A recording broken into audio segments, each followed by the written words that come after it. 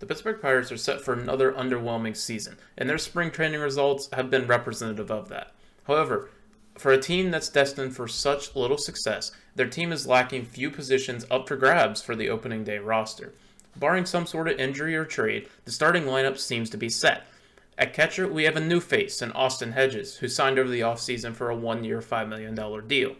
It makes the second year in a row of signing a veteran catcher, and hopefully the Pirates get a little bit more out of their signing this year.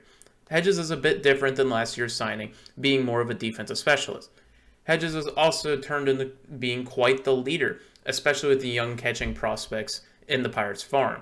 If he randomly finds the batting side of his game, then we could see this piece move to the deadline, but I think that is unlikely. At first base, the Pirates signed a couple of veteran pieces in the offseason in Carlos Santana and Ji-Man Choi, and I think the plan is to implement a platoon situation with the two. Santana is a plus hitter against lefty, and Choi is a plus hitter against righties, and that creates a dynamic duo at first base. It is hard to deem one of them as the true starter, so I included them both at this spot. Both are veteran pieces on one-year deals, and if either get off to a blistering start, they can be moved at the deadline. If one is traded, we could see the likes of Mason Martin or Malcolm Nunez make their way to the MLB level. At second base, the Pirates cleared the way for some prospects to take over in the trade of Kevin Newman to the Reds, a move I was surprised to see a lot of backlash of, but apparently others' opinions of Newman was a bit better than mine. After the trade, it was pretty much Rodolfo Castro's job to lose, and many suspected Ji-Hwan Bae to put up a strong candidacy for the position.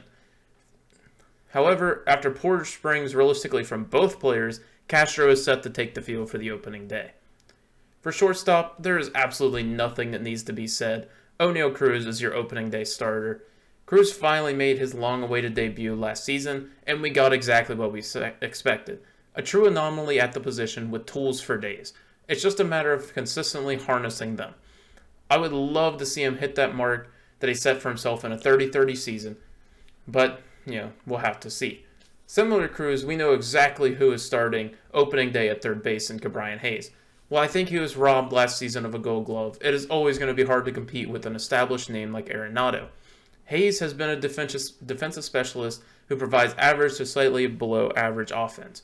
However, as I described in one of my previous videos, Hayes is closer to being good to great as an MLB level hitter than many may think. A slight increase in his average launch angle would go a long ways towards his overall performance. I think that, combined with the muscle he put on this offseason, will go a long ways towards a significant power surge in the near future. Surprisingly, the outfield is also sort of set. The talk of the offseason, Brian Reynolds is seemingly going to be on the roster as a deal is yet to be finalized with any team around the league. We all know what kind of player Reynolds is, with his elite offensive production, and a potential move to left field could also prove well for his rather poor defensive numbers last season. The surprise of last season's team had to be Jack Suwinski's power surge. According to advanced metrics, that power might not have been a flash in the pan either, and that could be a trend that is continuable throughout his career. Suwinski is a player that the Pirates have been trialing in center. While I'm not sure about the sustainability of this, or if it was just a testing phase, it would be amazing if he could man the position with success and continue his offensive production. And finally, we had the biggest move of the offseason for the Pirates in the signing of Andrew McCutchen. I could speak volumes of how great it is to see McCutchen back in the black and gold, but I am sure if you are watching this video, you already feel the same sentiment. McCutchen did suffer a spring training scare and a hit by pitch, but he appears to be okay, and should be ready to go by opening day. Moving to the bench, I did include the utility pieces the Pirates grabbed in Connor Joe and Mark Mathias. My thought process behind the moves is the Pirates did not like to go and get guys, so I imagine they intend to use the pieces they got. Joe is the obvious pick to make the roster, and the Pirates clearly did not like what they were seeing in spring training, or else they would not feel the need to get Mathias.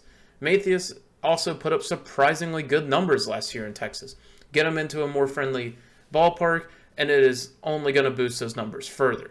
So I think there's a lot of boom potential as opposed to the bust probability. And for the last position, we have the fourth outfield position.